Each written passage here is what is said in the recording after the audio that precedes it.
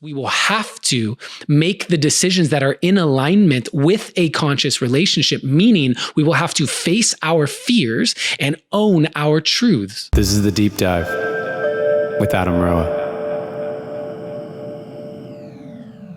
What is up, Deep Divers? Hello, hello. My name is Adam Roa. I am here with you today for another Deep Dive musing, specifically around what is a conscious relationship.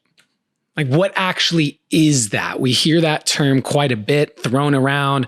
I was like, oh, I was such a conscious relationship. That's what I want. Or a conscious uncoupling. Like, what is a conscious relationship? What does that mean? So that is today's topic. And before I get into that, I want to just give you a little nudge. Please subscribe on YouTube if you're watching this. Make sure you hit that follow button if you're listening to this on Apple Podcasts or Spotify. And if you feel so called, please leave a review. Leave a review. Let me know what you think. I'd really appreciate that. And let's dive in. Let's dive deep. Let's do it. Right? Okay. So I think there's this correlation that a lot of people have, that a conscious relationship is one that involves meditation and yoga and tantra and cacao ceremonies and plant medicines and maybe some cosmic shit. Like, that is what a lot of people associate with being a conscious relationship. And that's simply not the case. That is not what makes something a conscious relationship. Those are characteristics that have a lot to, or are present a lot in conscious relationships, because those practices bring more self-awareness. And at the end of the day, what is consciousness? It's awareness. Substitute those words. Consciousness is awareness. Right? To be conscious, literally the opposite of unconscious, is to be aware. And so when you think about a conscious relationship, what we're actually talking about is a relationship in which there is awareness.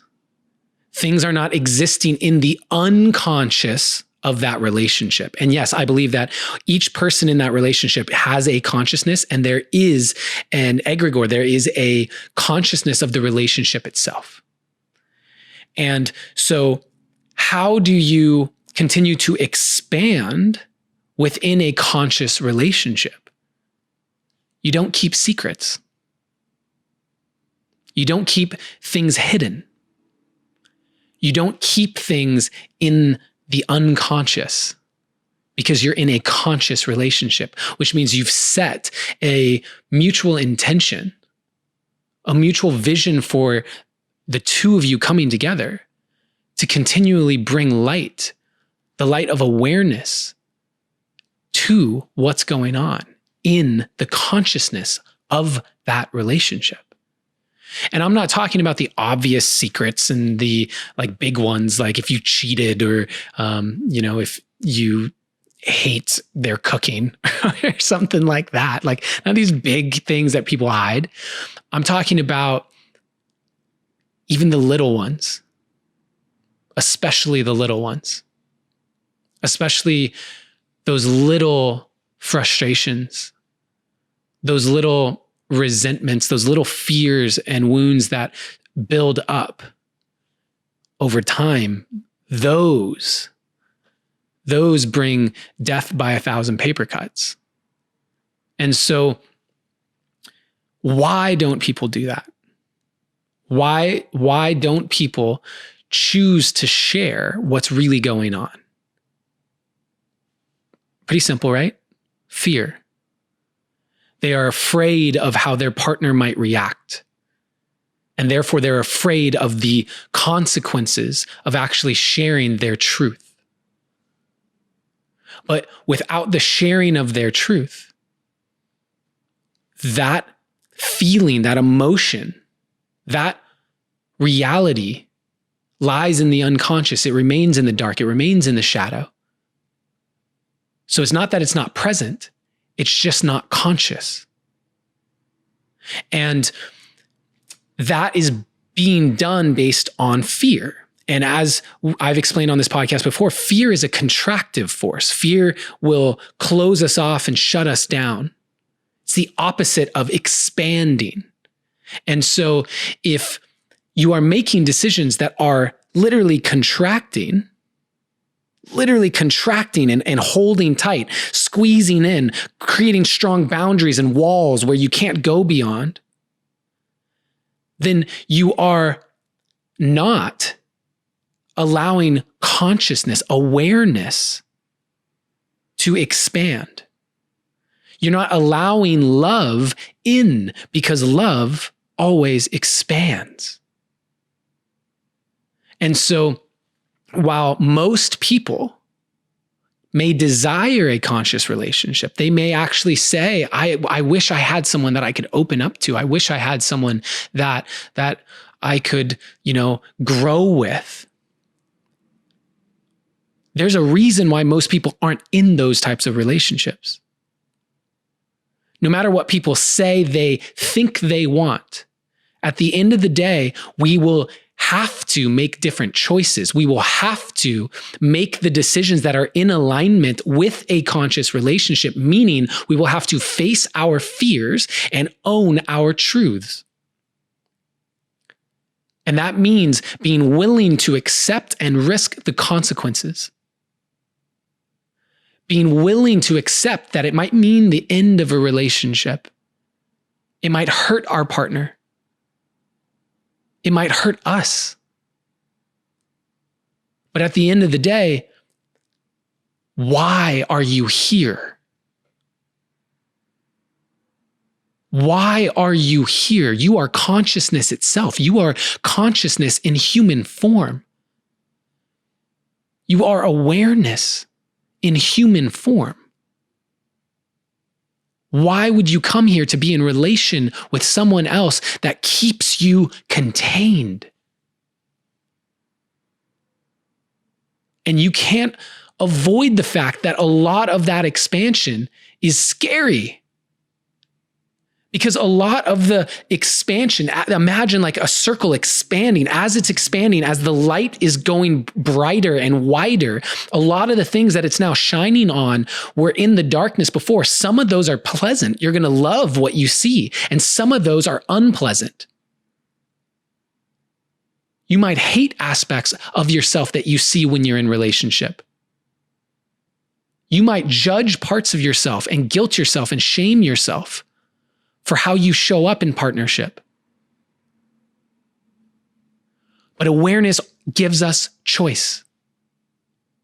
You will have the choice. You will have the opportunity to choose something different and change those patterns, because whether you like it or not, if they're there inside of you in your unconscious, they are there in your relationship. Whether you want to admit it or not, they are there.